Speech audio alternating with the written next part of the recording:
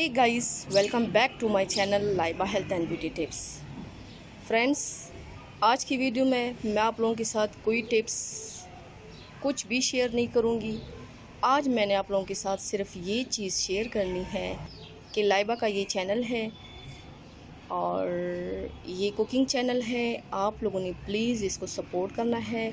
Life of Laiba मैं ऊपर link देती हूँ, आप लोगों ने इस चैनल को सब्सक्राइब करना है, लाइक करना है और इसको शेयर करना है।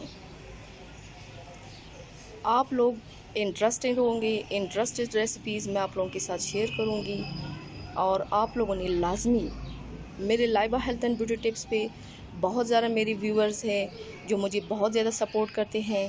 समथिंग 6,10,000 के करीब मेरे सब्सक्राइबर है।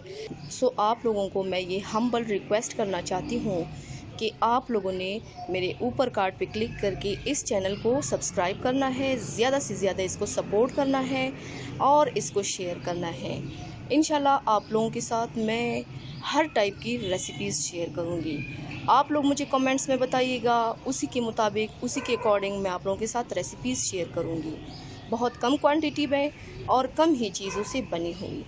सो आप लोगों ने लाजमी लाइफ ऑफ लाइबा को सब्सक्राइब करना है।